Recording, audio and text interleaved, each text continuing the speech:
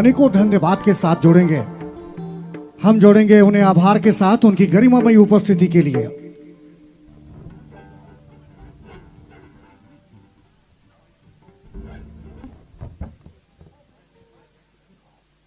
और अतिथि के रूप में जिनका आगमन हो रहा है हमारे बीच, और वो अभी फंसे हुए हैं उस जगह पर जहां पे हमारा तोरण द्वार लगा हुआ है।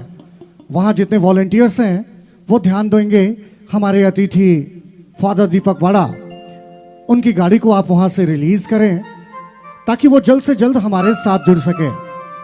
उनकी गरिमामयी उपस्थिति के लिए उन्हें अनेकों धन्यवाद के साथ, सम्मान के साथ जोड़े जाएंगे इस जगह पे हम। तो मैं वॉलंटियर से रिक्वेस्ट करूंगा, तुरंत द्वार के पास, प्रवेश द्वार के पास हमारे अतिथि महोदय फादर दीपक वाड़ा की गाड़ी लगी हुई है, उनको वहां से जल्दी से रिलीज करें ताकि वो ससमय पहुंचे हम सभी श्रोताओं दर्शकों के बीच। Thank you.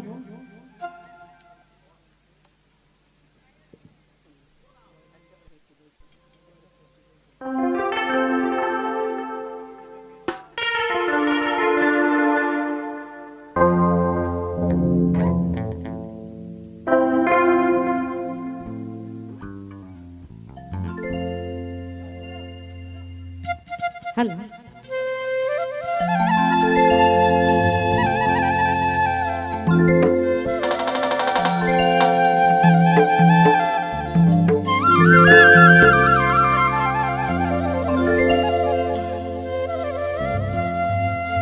हेलो हेलो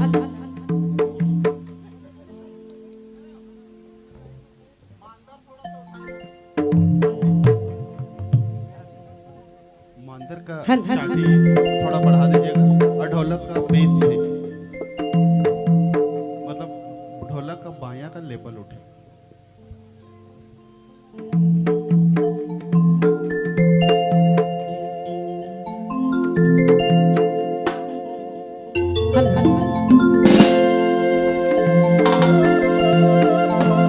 जागने